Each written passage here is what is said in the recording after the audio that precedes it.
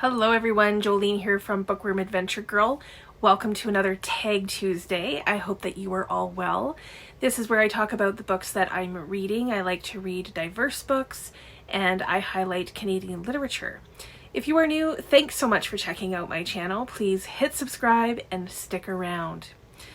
Today I am going to be doing a tag. I am going to be doing the nature book tag. This tag was originally co-created by Tasmin from The Wild Island Farm and Anya from Well Traveled Books. And Anya was very kind and tagged me. So Tasmin and Anya will also be hosting a climathon. So if you are interested in nature reads, it might be cool to check that out. I will leave links to both of their channels and to Anya's tag video below, and to the climathon as well. So there are 10 prompts, so let's get started. The first prompt is, what is your favorite book that has a heavy focus on nature? So for this, I'm choosing the first book that I remember reading that made me appreciate nature writing. And that is Pilgrim at Tinker Creek by Annie Dillard. I absolutely loved how this book was written. I felt like I was right there with Annie Dillard and felt like I was in nature, and it made nature come alive to me on the page. And the writing is so lovely. Number 2, which book gave you a wake-up call, climate or otherwise? So I'm not sure that this was a wake-up call, but it was definitely eye-opening, and it gave me a whole new perspective of the life cycle of a single tree. And this is Tree, A Life Story by David Suzuki and Wayne Brady. So this was a look at the lifespan of one single tree. It's really cool, plus it has illustrations by Robert Bateman. Your favorite book cover that features nature. I forgot to grab the book, but I have an unread book that I think has a lovely cover, and it's called Creatures, and I can't see the author from here, but it has a beautiful cover. I'll put it up. And another one that has more significance to me is Gift of the Red Bird by Paula Darcy. This is the story of a divine encounter.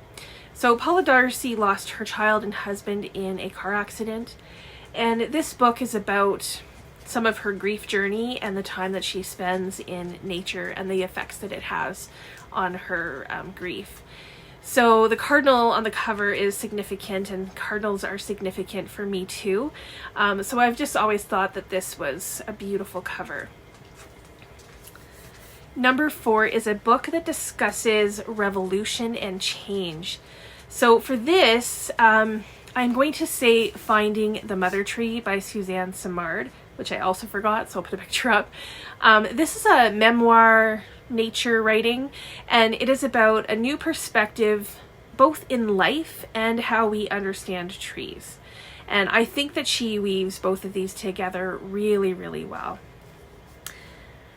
Do you read outside? If yes, where is your favorite spot to do so? So in the summer, when the weather is nice and not snowy like it is right now, I do like to sit outside on my balcony. Usually Jax joins me, and I will take a book or 2 or 3 or 4 out there and just enjoy being outdoors and enjoying the sunshine. Your favorite Indigenous author or book. So my favorite Indigenous author is Richard Wagamese. And if you're looking for nature, I would say that Medicine Walk would be a good start. I love everything by him that I've read. One Drum as well has a connection to nature, and the one that I haven't read yet that's on my TBR is Embers. But yeah, I hope to get to that soon. So a book that takes place outside or features nature as a character. So for example, an animal or a tree. So I have 3 for this because I couldn't decide which one. And the first one is A Walk in the Woods by Bill Bryson. They are hiking the Appalachian Trail, so they are outside pretty much the entire time. The second one, I love this book, is Where the Crawdad Sings by Delia Owens. I love this story. I love the main character. She's known as the Marsh Girl because she lives pretty much in the marsh, and she has a real connection to the nature around her. And I just feel like, yeah, she learns from nature. Nature is her home, and that's very cool to me.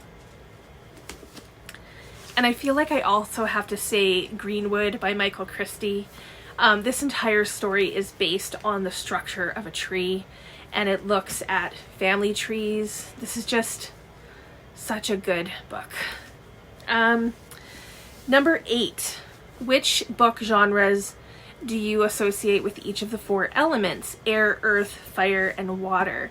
So I'm not sure about genres, but I picked a book for each element. Air was a tougher one for me, but I'm going to go with the memoir When Breath Becomes Air. I no longer own this, but it's by Paul Kalanithi, I think it is. I didn't love this memoir, but that was the writing, not the story. The story is heart-wrenching. It's about a doctor who is diagnosed with terminal cancer. For fire, I chose a book that I am hoping to read soon, and that is Fire Weather, The Making of a Beast by John Vaillant. We have been experiencing a lot of forest fires where I live, and this book looks back at the forest fire that took over Fort McMurray in 2016. For water, I am going with a classic. I'm going with The Sea by Iris Murdoch. The sea in this is definitely a character in the book, and the connection that the main character has is pretty interesting. And finally, for earth, I am going with You Are Here, Around the World in 80 Days, Around the World in 92 Minutes, by Chris Hadfield. So this has pictures that Chris took while he was in space, and it certainly gives a new perspective on the planet that we live on. I'll kind of give you an idea. Maybe I'll show you another one. Here, let's show cities more.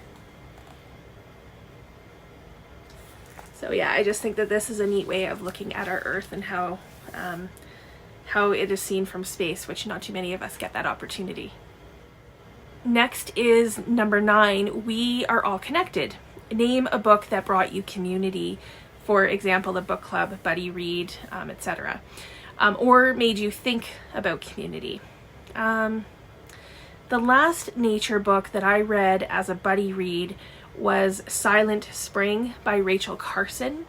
And I buddy read it with Roz from Scallydandling About the Books. This book, in its time, was probably life-changing. It caused quite a hullabaloo because it made people think about how interconnected we are to nature and how our actions have consequences. And it was very interesting to read the book now, like this many years after, and to kind of see what changed, but also what has stayed the same and how much work we still have to do. So the final prompt is, have you ever participated in Climathon, or are you planning to? So I haven't participated before, but if I can find some good nature reads that I'm considering and that I'm interested in, I would definitely give it a go. So I guess now I will tag a few people. I'm going to tag Kim at Middle of the Book March. I'm going to tag Michael at Michael Romeo Talks Books. And I'm going to tag Melissa at Time Travel Reads. And maybe one more. I'm going to tag Melinda at Web of Stories. So if you are up to doing this tag, I would love to hear your answers. Thank you again to Anya for creating this tag and for tagging me. This was a lot of fun. It's neat to kind of look at what books have nature in them. So please let me know some of your favorite nature reads. I look forward to chatting with you in the comments. As always, thank you so much for watching. I hope you enjoy the rest of your day, and don't forget to make every day an adventure.